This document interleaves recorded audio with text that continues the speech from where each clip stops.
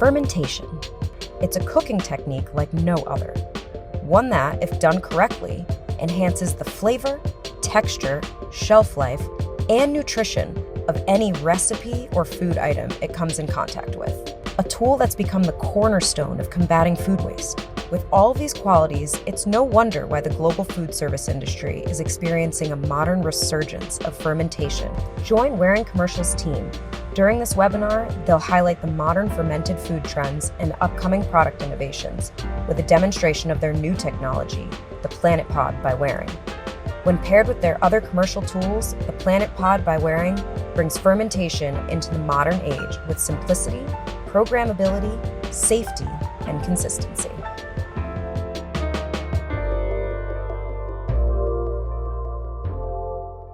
Welcome to ACF Chefs Forum. We appreciate all of you tuning in today for this webinar and hope you're ready to learn as we shine the light on modern fermentation techniques. It's so important for culinarians to connect, to share, and to offer inspiration and mentorship, which is exactly why we're excited to have experts here with information just for you, the leaders and future leaders of the food service industry. Thanks again to Waring for bringing us today's learning opportunity. Before we begin, as a note, we want to hear from you. Please use the chat function to collaborate with other chefs and use the Q&A function anytime to pose questions to today's speakers, who will get to the questions at the end of their presentation. So let's get that discussion going in the chat. If you haven't already, please let us know where you're tuning in from today. I'm Jackie Pressinger, American Culinary Federation's Director of Strategic Partnerships, and we are thrilled to have a great chef and expert with us today, Chef Dustin and Chef John. I know that we are excited to get the presentation going, so at this time, I'll pass the presentation over to our guests. Thanks for joining us today. Thanks for joining us, ACF. We're very excited to have you here at the Waring Kitchen. So welcome, and welcome to our podcast, or our webinar rather, on fermentation. So I'll give you a little bit of a timeline on Waring and who we are, how we came to be, and where we are now. Waring started in 1937 when Fred Waring discovered a blender, and he had the first official patent on a blender in 1937. Fast forward to 1950, after selling many blenders, our blender was used for the miraculous discovery of the polio vaccine by Dr. Jonas Salk in 1950. In 1977, we started really gaining some momentum, and we built our first manufacturing facility in McConnellsburg, Pennsylvania. It's really great to manufacture in the USA. We still manufacture those blenders, our food processors, and many of our juicers here in the United States still today in McConnellsburg, Pennsylvania. We're very proud of that fact. In 1985, we moved not only into the retail scene and the laboratory scene, but we also created a commercial division in 1985, and we moved forward with lots of new products on the commercial side as well. But it wasn't until 1998 where things really began to gain momentum. Conair acquired us. You know, Conair is the hairdryer people. I always say that I'm a crash test dummy, of course. But Conair purchased us, and they really gave us a huge influx of capital. In addition to the influx of capital, they're a worldwide supply chain expert. We had huge expansion in our product portfolio over the years after being acquired by Conair, and they have manufacturing prowess in 44 research and development facilities and a total of 33 different countries throughout the world. So we literally are a worldwide manufacturer with the help of Conair. But 100% of our products since 2015 have been focused 100% on commercial food service. And that's really important for you as chefs. If you think of all of the other blender companies out there, think of all the blender companies that you have done business with in the past or are currently doing business with. They are all retail giants first. So their entire pizza pie is retail with a smaller, much smaller slice in the commercial food service realm.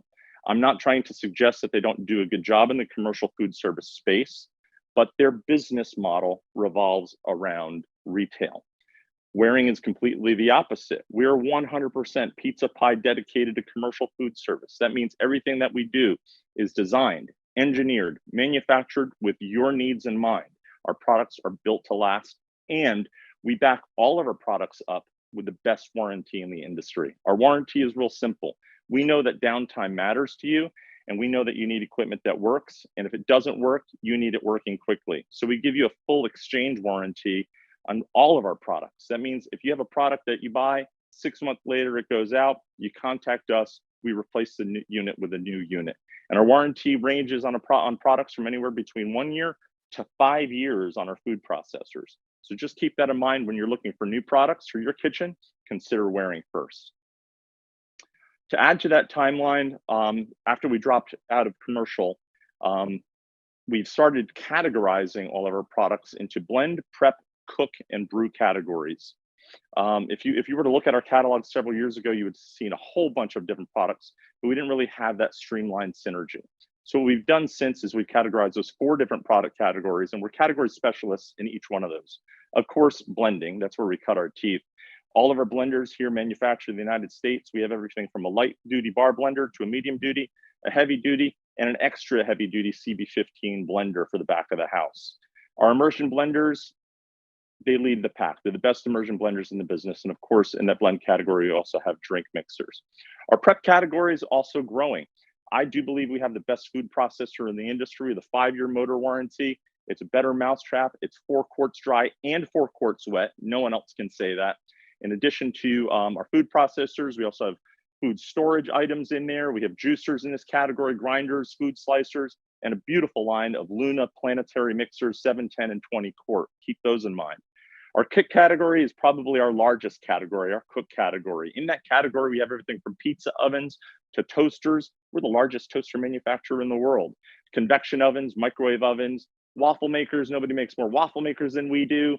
Panini machines, griddles, induction units, leaving some things out, fryers, dehydrators, tons of equipment in the cook category.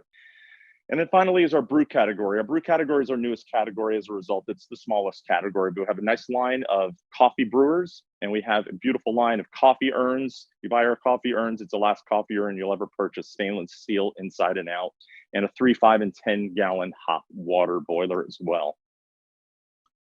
So what are we doing? What's our mission? Our passion is real simple. You know, Chef Douglas McMaster from Silo in London once quoted that waste is a failure of the imagination. And we want to teach culinarians throughout the world through the Waring Empowered movement to operate not only more sustainably, but also creating profit from what would normally be discarded. We discovered, in fact, in the process that fermentation, what we're going to talk about today, is one of the best ways to capture food waste and turn it into usable product.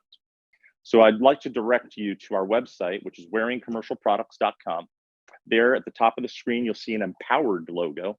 If you click the Empowered logo there, click that, you'll be turned on to great videos, great recipes, solution sets in terms of equipment on how you can create a more sustainable and near zero waste kitchen at your place as well. This is my favorite part of the presentation because I get to talk to you about Dustin. Dustin is absolutely fantastic. He's our culinarian. He, like many of you, have deep, long childhood roots based in food and family. He's a research chef. He has a deep passion for food science. He's a graduate from Johnson & Wales University. He's worked in some of the top restaurants all over the world. He's an efficiency expert.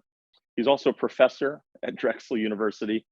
He's our director of culinary innovation, my colleague, and I get to call him my friend, Dustin Salvaggio. Dustin, go get him. Thanks, John. Hello, everybody. So let's get into the brass tacks of the presentation. Start looking at what fermentation is. In today's food scene, I think all of us on the call have seen fermentation take a big rise in kitchens. For me, I kind of analyzed that and thought, why is this ancient technique that my grandmother used to do every day now getting a resurgence and a rebirth? And what I've deduced is that, fermentation is a way to create a food product that nobody else can, because you're not using ingredients, you're using living organisms to do ferments or fermentation. And in doing so, everybody's biome in their kitchen is different, so therefore you get a unique flavor to your products. Okay? So what is fermentation? If you're not familiar, right here on the left of the screen, the Webster's definition of fermentation is the chemical breakdown of a substance by bacteria, yeast, and other microorganisms. Typically, there's effervescence involved in the bubbles, and also an exothermic reaction or heat being given off. Okay. The way I like to look at fermentation is in our kitchens, we manage people to produce food, but if we adopt a fermentation program, we also have an army of microscopic chefs that we have to control. And that is what fermentation is. It's an army of microscopic chefs and understanding which of those chefs make the best food and which of those chefs are dangerous. We already do that every day when we have line cooks that we're training. We find out who works for us and who doesn't. Fermentation is no different. So we're going to get into a few things about fermentation today to keep it safe, because that's number one on any of our agendas should be to serve safe, enjoyable food. And fermentation, as you will learn, there's a couple of areas where it can get a little cloudy and dangerous. So let's walk through that and check out what fermentation is all about. So I look at fermentation in a few ways. I call it the good, the bad, and the deadly, right? So good is where we want to focus and where we want to live with fermentation, and we want to talk about those good microbes. Because in this world, the microbes all exist together and coexist. Since they're microscopic, you don't know where they are, it's best to understand and study these microbes individually and learn where their control points are so that we can have a safe product in the end. So starting off with good bacteria, we have the most famous and probably the most prolific in the fermentation world, and that's lactic acid bacteria. This is a family and a group of microbes. It's not just one specific species. A lactic acid bacteria family is typically what we see with pickles, kimchis, you have yogurts, pickled vegetables, sauerkrauts, miso, charcuteries. They all benefit from lactic acid bacteria. We control and keep the lactic acid bacteria families propagating and not the other microbes by salinity. Lactic acid bacteria does does great in saline environments, whereas some of the other microbes may not. So controlling salinity is a really great way to make sure that you're growing a safe and flavorful lactic acid colony, and then keeping the other bad bacteria at bay. Typically, it's a 2 to 6% concentration. Can you go higher in salinity? Yes, but it almost becomes inedible. Humans don't like that much salt on their palates.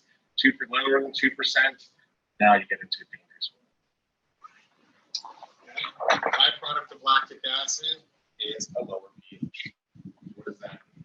Well, it means the acid increases in our solution. And that also pushes other bacteria out of the way. So if we control the lactic acid bacteria, it actually starts to help us in that fight against all the other bad bacteria. Okay. Other one that we may be familiar with or have used is the acetobacteria. It's commonly found in vinegars, kombuchas, gluconic acids, absorbic acids, right? Their byproduct is acetic acid, which lowers the pH of the solution, similar to lactic acid bacteria, which makes it safer. Okay, you also get CO2, so you get effervescence from here. Think about kombuchas, right? And then you get water that gives off from that ferment as well.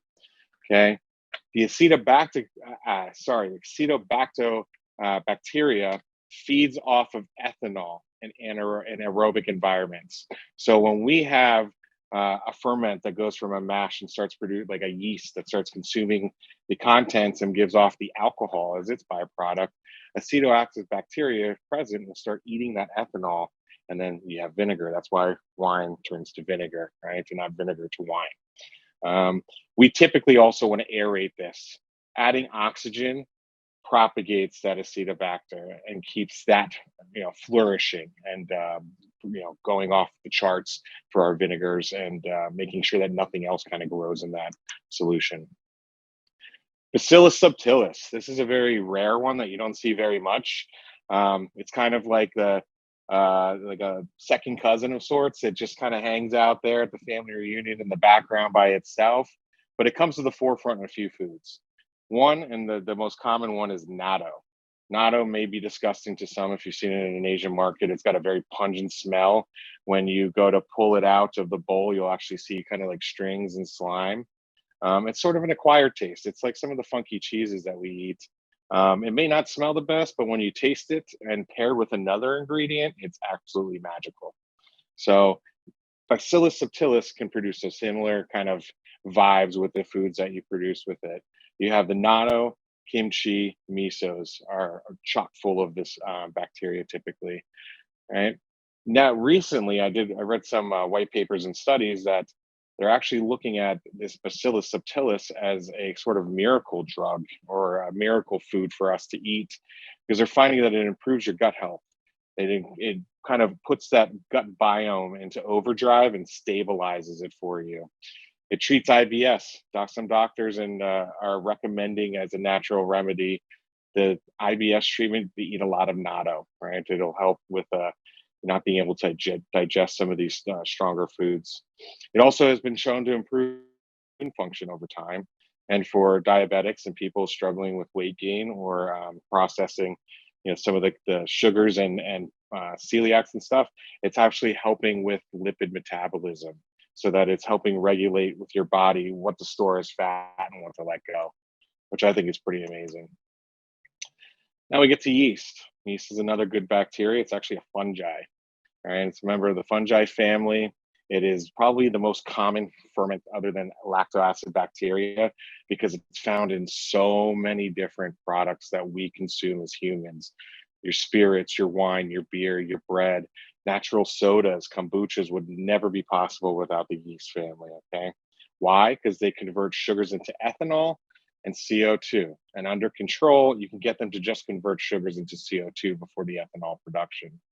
Okay, extremely prolific microbe. Yeast is everywhere around us.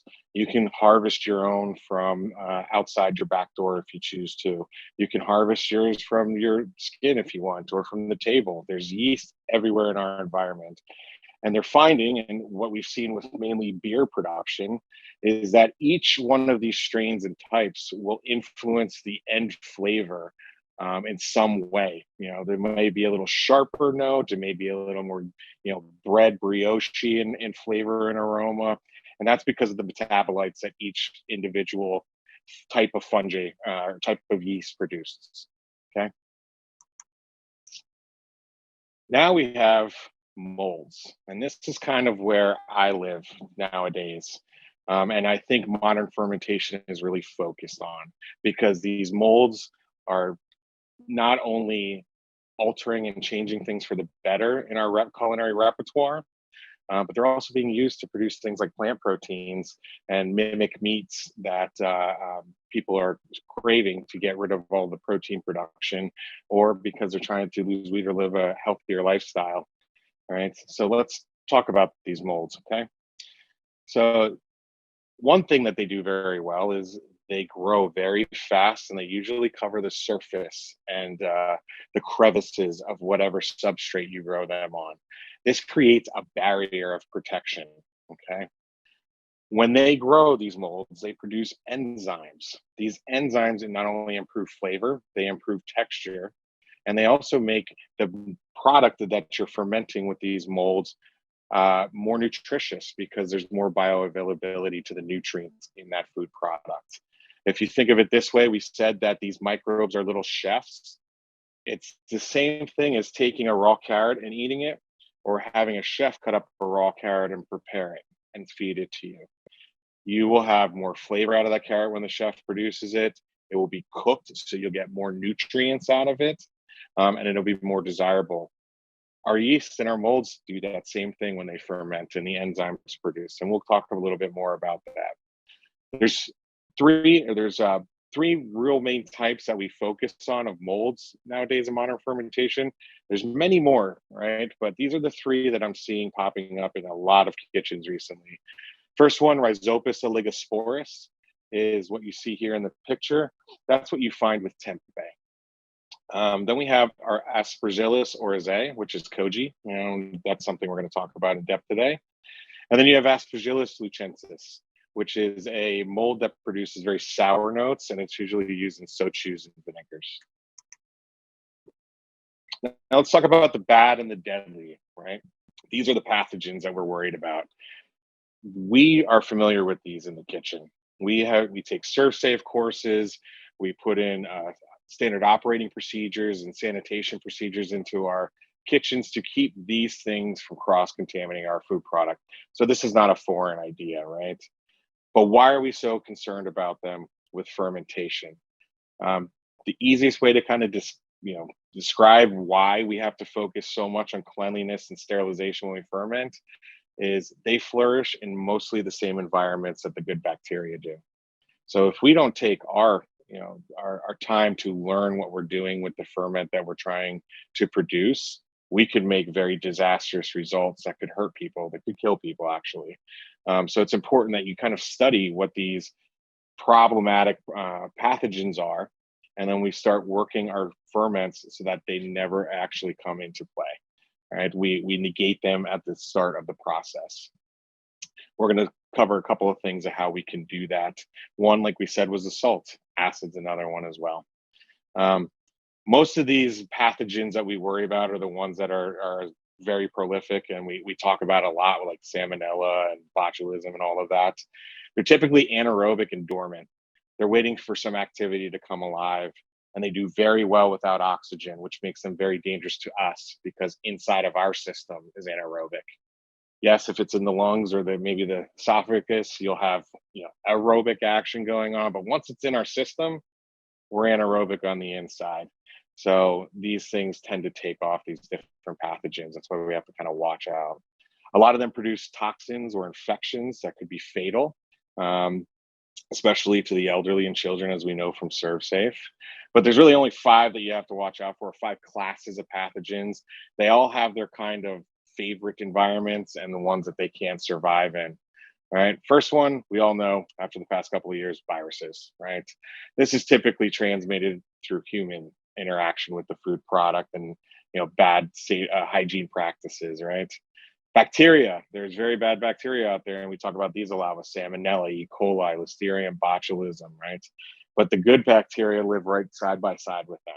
So we have to understand how to kind of separate those two and give the nutrients and the good bacteria what they need to thrive and kind of push out those bad bacteria. Then you have a weird one called prions. Prions are like what I call the zombie pathogens because once they infect a living organism, they turn them into essentially zombies. They take over the nervous system, shut it down. They make the infected animal pretty aggressive, right? And typically they burn out and die very fast. As the case with rabies, and we saw in the 90s mad cow disease. Then you have parasites. These aren't as prolific as they used to be in the 70s. I mean, we cook pork medium rare now, right? I've seen it on menus because we don't have to worry about Trighanella as much anymore because we've kind of bred that out of the pigs that we raise, right? So these are not as worrisome as mainly the bacteria that we really want to focus on here. Okay, ways to be safe. The number one is the way we're safe with most food production. Clean everything and work clean. Don't maintain a dirty kitchen. There's no reason for it. And quite frankly, you're playing with fire when you do, especially if you decide to get into fermentation. Having a unclean kitchen is going to lead to somebody being sick eventually. It's not a matter of if, it's a matter of when at that point. So it's always important to work very clean, especially when you're working with fermentation, okay? You want to clean everything, work clean. You want to establish SOPs, standard operating procedures, and sanitizing standard operating procedures so that your staff keeps everything pristine, right? And you don't have to worry about this when you go to make a ferment. Okay, I recommend creating a HACCP plan to log and monitor any of the hazardous recipes in your operation. I know chefs, that's a love-hate relationship. The chefs that have taken on a HACCP plan tend to love it because it organizes their kitchen a little better, and it's an insurance plan with them against the health board if they ever do get somebody sick or if there ever is a problem.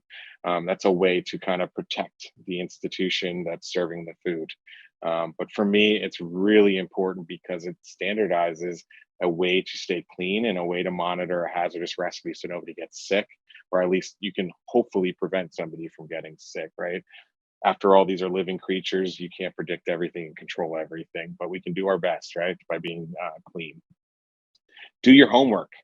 Just because you read a book by David Zilber or you saw a cool YouTube video on somebody making their own cheese doesn't mean that you should do that right away and then start serving it to people. Do your homework, do your research, learn about how does that cheese made? Why does it turn out the way it does? What can I do to keep it safe? And what can I do to make it efficient when I make this, right? Do your homework. Don't play around with fermentation. It doesn't end up well usually, okay? And then we talk about 5. These are how we control the ferments environment through these 7 variables, right? First one, time and temp. That's how we control safety in a lot of our cooking processes. So that's, commonplace. The other one is acid, pH, like we talked about, right?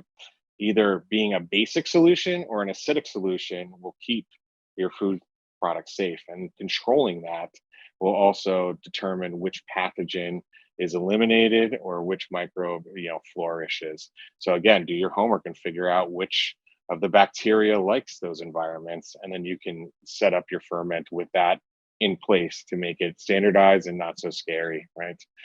Salinity is a big one. Lactobacillus loves salinity and works well in it. We love salinity, so it's good to mix in it here and there, but you have to watch your concentrations, and you also have to make sure you weigh your ferments when you do the percentage of the solutions, right? Do it by weight, not by eye, and not by volume. Weight is the only accurate measure that you should be using with something like that. You have bricks, right? Our sugar content of our solutions. People say, well, how does sugar, keep it? Doesn't most organisms, don't they eat sugar? Well, yes. But as we all know, when we increase the sugar and to water ratio in a syrup, the liquid gets thicker, it gets denser. So for a microbe in there, it creates pressure and keeps those microbes from flourishing because the pressure ends up kind of destroying them over time. You have your proof, your alcohol content. Not many living things can survive in alcohol, right? You have oxygen introduction. Is it anaerobic or oxygenated environment? That's something that you can control and kind of steer those microbes in the right direction. Okay, and then you have what I call microbe domination. You introduce a culture in such a quantity that culture that you are trying to grow takes off and consumes most of the resources, so nothing else bad can start to grow. This is what happens when you take salt, water, and carrots, and you get that lacto ferment. Well, the lactobacteria flourishes, and it starts to consume everything in that product that it needs to take off. And all of those bad pathogens that may be there and trying to grow, they don't have resources to grow, so they end up dying off. Lactobacillus reigns supreme, and now you have a safe product where you don't have to worry unless you do something silly with that product spoiling right away or being dangerous to your guests. Okay, let's talk about a couple current trends, right? Plant proteins is a hot item in the kitchens nowadays, and more so than in the kitchens. If you look at these large food production facilities out there, they're all looking into plant protein of some sort, right? I think Beyond and Impossible was a great start, but it wasn't the end all be all answer that we were looking for plant proteins. However, I've experienced some incredible mock meats, if you want to call them that, over the past couple of years, and I feel in the very near future we'll be eating a lot of plant protein and not even realizing it. And a lot of it comes from these current trends that are going on in our kitchens with development, right? We're the ones as the small scale chefs with our kitchens figuring out these kind of formulations, and those big companies are pairing that with their science teams and trying to figure out like how we get it that it's efficient and affordable. Okay. Tempeh is probably for me and my career the backbone of all my vegetarian menus and my plant protein, because it's so versatile and easy to use, and it has a great texture. We're going to talk to you today about a new innovation we have that's designed around growing this in koji very well, and I'll show you, give you a sneak peek of that before it hits the market. But for us, tempeh we see as kind of the future of plant protein development and vegetarian menus everywhere. Yes, it's been around for a long time, but it's been around as one form that you get that's dead. It comes already pasteurized. There's no real bioavailability there. The flavor's not that great. But now if you give it to a chef and you give them a safe way to do it, now you can get all kinds of creative and flavorful tempehs that they can start putting into their menus. Okay, it's neutral in flavor, so it's a medium for flavor. It absorbs many flavors very well, and this is the one that utilizes the Rhizopus oligosporus. Rhizopus oligosporus is all about the mycelium growth, right? That's the root structure of the mold. This takes off like crazy on Rhizopus, and it starts to look like a fluffy cloud that surrounds all of the substrate that you're growing it on. It ends up binding it together and giving a wonderful texture to your tempeh. It typically only takes about a day to grow as well. So if you do it very well, efficiently like that, you can produce your own tempeh every single day fresh, which makes it even better. And it's probiotic. You all have heard of seitan, I'm sure. Seitan is produced from high gluten flour, where basically they process it in such a way that it's just the straight gluten at the end, right? If you cut it a right way, you can make it look like an animal protein in a way, like chicken typically. So in stir fries and stuff, it goes in very well. And if it's a very good quality seitan, most people won't even know that it's a plant product. Okay, it's very high in protein and vitamins. It's low in carbs and fat, and it's easy to use in a recipe and not have to stretch your imagination for how to incorporate a vegan dish into your menu. You have tofu. We're not going to spend too much time on this. Basically, this is plant cheese. We're all familiar with tofu. We've all experienced tofu or eaten it in some form. It's very easy to use. It makes a great binder, by the way. If you grind it up and you mix it with your peas or legumes, you can actually form it into a cake very nicely. It'll hold up well. And it's been the backbone of US veg options for decades. Okay. The different levels of texture, by the way, come from A, water content, B, time under press, and C, the coagulant used to produce the curd, the plant curd. Let's talk about koji for a second, because this is kind of my favorite thing in food right now. Koji is Aspergillus oryzae, which is the culture or the mold spore, paired with a grain. If you look in Japanese culture who have been using it for over 2,000 years, they have very specific strains of mold that go with the specific grain. So they don't deviate very much typically. Well, I'd say about 15 years ago, Western chefs started realizing that this mold produces really unique and crazy things in the Japanese world. They started bringing it over, and now we're playing with it like crazy. We don't hold to that mantra of one strain, one grain. We mix it with all different kinds of applications, and we're finding some really magical things that you can produce with koji. It originated in the jungles of Asia, so it grows in a very humid and hot environment. Think of what it must be like in the jungles of Vietnam or China. It's probably pretty muggy and pretty hot. So you need to duplicate that for the koji to flourish and take off. And it's used in a lot of Asian recipes that you may not even be aware of. Sake, soy sauce, miso, shochu, all of these things utilize koji to be produced. What we found, the chefs that play around with it, is there is a lot of differences in the food product you make with koji versus traditional fermented products, right? Because you get intense enzyme production from koji growth. A lot of people look at koji when it comes out of a machine or a growth, and they think that's what you eat. No, koji then becomes an ingredient or a precursor that you add to another recipe to change and metamorphosize that. So when we look at what effects does koji have on certain products, we've put this list together, and I've worked with Jeremy Umansky to kind of itemize the most important characteristics of food that we've seen when koji is added versus not. What we've seen is stronger, sweeter vinegars, rapid dry aging. So if you take koji directly on a protein, animal protein, and you grow it, it mimics dry aging in about 18 hours. You get a very nutty flavor to it, a very deep flavor and rich beef flavor if you're growing it on beef. It's amazing. And if you leave that koji on the surface and cook or sear the meat afterwards, you get this incredible glass-like brittle crust, unlike any that I've seen off of a grill. It's very chip-like almost when you go to eat it, and creates a very pleasurable experience. It reduces synthesis. So these are, if you're not familiar with synthesis, that's when you freeze something and when you thaw it, all the water comes out of it. That will reduce that for baked products. You get stronger emulsifications in foams. You get rapid curing on, let's say, a lemon. If you want to cure a lemon or a side of fish, you add koji to that curing mix. It happens much faster. You get richer, crunchier pickles. It's a probiotic. You get tons of umami. It makes foods and ferments safer because koji tends to dominate in whatever ferment it goes in. You get better cultured dairy, and it also helps tenderize meats very fast. So if you're a big sous vide chef and you used to vide a lot in your operations, this is the way to make that 72-hour short rib in about 30 hours. It's pretty amazing. Okay, so how does all of this happen? Like we touched upon, it's because of the intense enzyme production that koji has.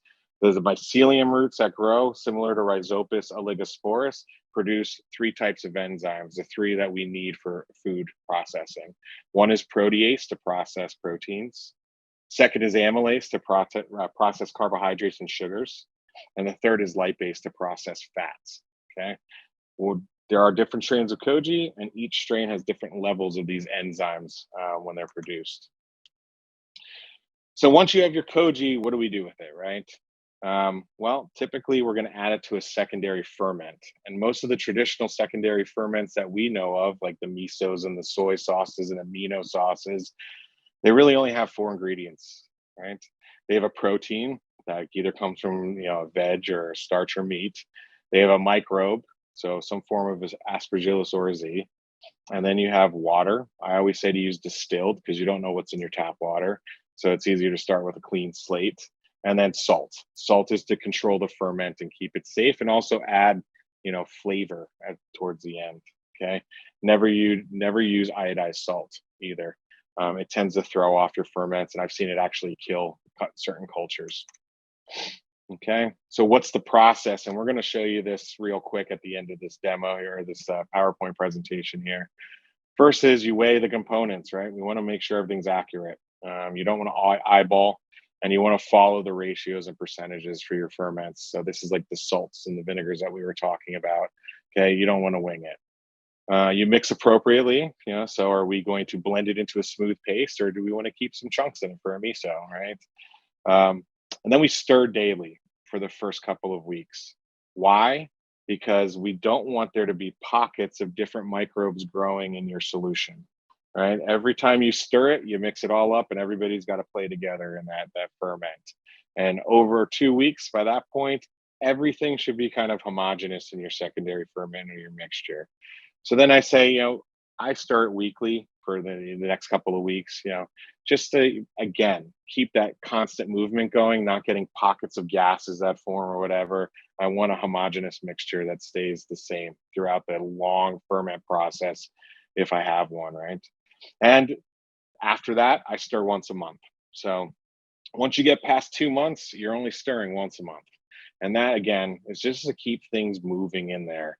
Things go a lot slower in the ferment after you get past 2 months. Those microbes kind of like to slow down, right? They've just had a feast for 2 months and they're just relaxing now. Okay. And then I like to pasteurize at low temperature, typically in a water bath at the end, just for an extra step of safety. But I also find that it kind of freezes the flavor. So when I get a miso to where I like it, I'll pasteurize it for about 18 hours at a very low temperature.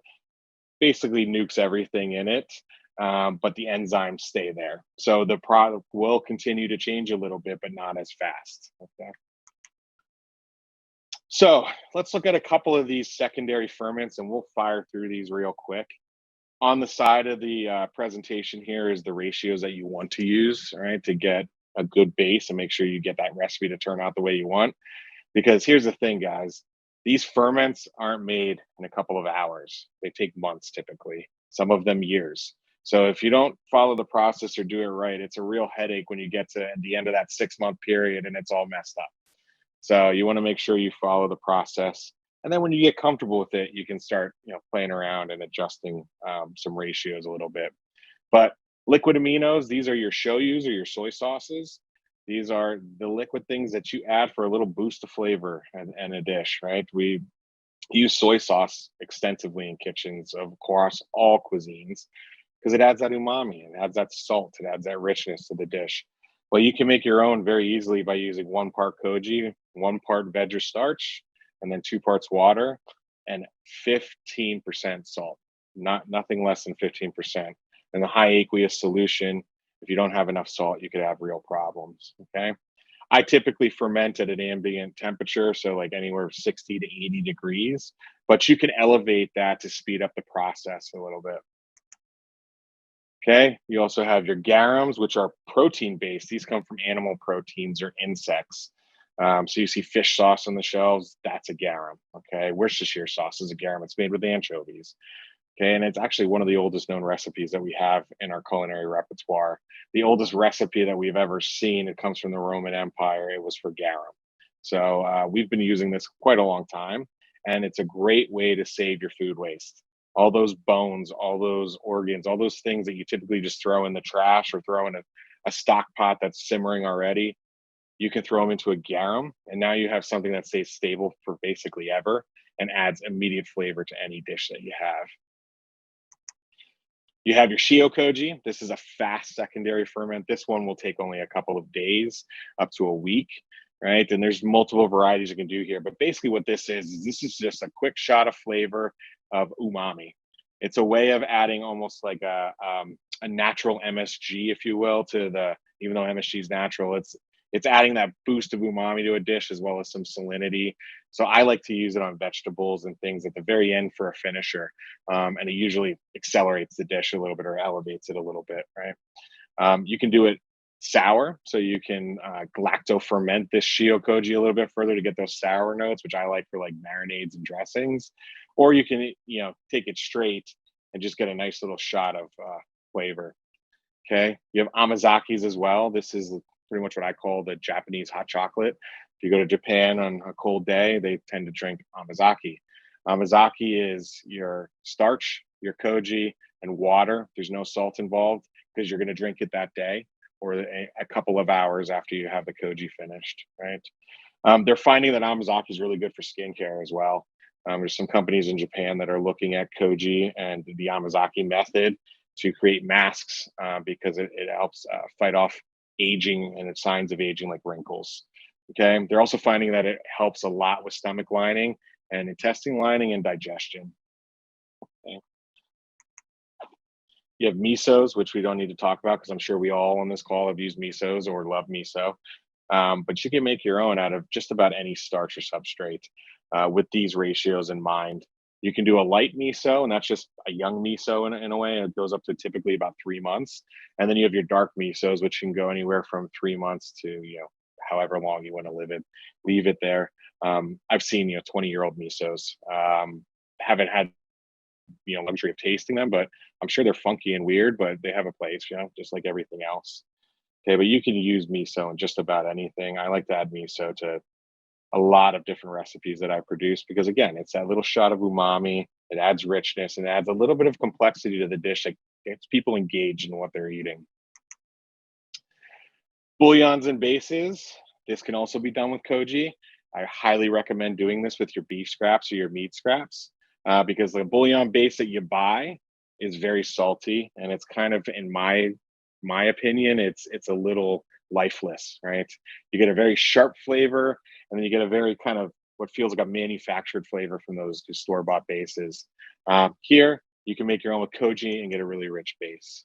Okay. So, what do we do, and what do we need to do to make these kojis and tempehs grow? Well, you got to keep all your spores sealed in a dry place. You got to sterilize everything.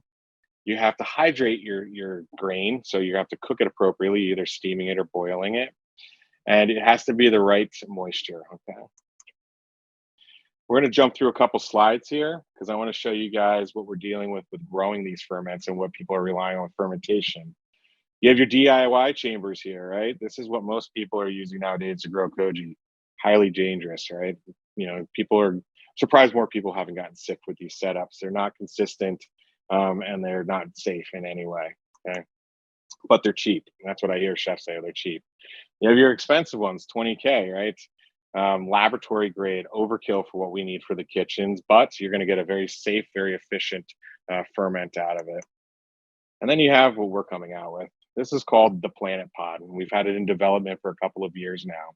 It's extremely affordable. It's $1,500 to market. It's consistent. We can grow koji the easiest I've ever done. All right, it's autopilot in a way. It'll have data logging and HACCP logging for your food safety programs. It's versatile. You can grow a lot of different things in here. I've done cheeses, I've done vinegar, I've done garums, the koji growth, plant protein growth. It's pretty awesome. And we're going to show you a little sneak peek at it now. So not only that, we have a bunch of other tools in our repertoire that we produce that will help you with your ferments and take your fermentation game to the next level. Okay, so thank you for joining me with this fermentation presentation, but I'm going to take you over now and we're going to check out our awesome.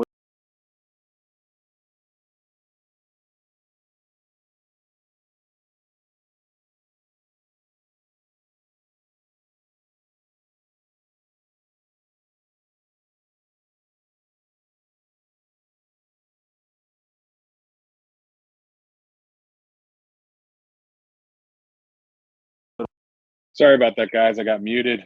Here we have barley, just been cooked, nothing magical about it. Okay, gets in the mix. Koji in a little spray bottle. Spray it on.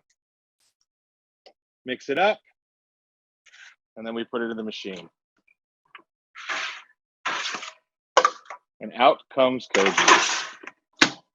One press of a button, 2 days later, you get beautiful koji. So thanks for joining me, guys. If you have any questions, please direct them our way and we'll take care of it. Yeah.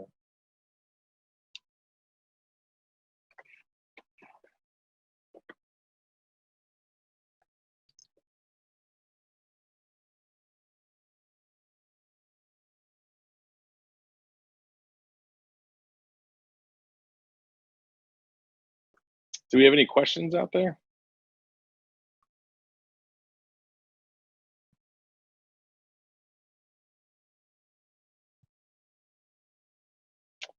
Do I have any reliable resources for harvesting yeast ferments from fruit trees for baking purposes? There are a few books on the matter, but I recommend you do a lot of research on that before you go and do it yourself, because it's easy to grab a different microbe that you think is yeasty because it has a similar aroma, and then when you actually grow it, you find out it's dangerous. But if you check Jeremy Umansky's book, he also talks a little bit about yeast and natural yeast retrieval. Yes, it's based off the total weight of the solution. That's including the product in the solution. So if you have carrots and water, you weigh your carrots and water and do 18% of that, or 15, whatever you need to do. The machine at market is not on Amazon. It won't be on Amazon, but it is not on the market yet. We still have a few more months of development before we get it out into the world. Great book recommendations. Well, the Noma Ferment Guide would probably be my number one. That book has got a great synopsis of everything that you need to know of fermentation. Just start. Secondary would be Jeremy Umansky and the Koji Alchemy book. That's a really in-depth resource for koji production. Any other questions, guys? There's some good ones here.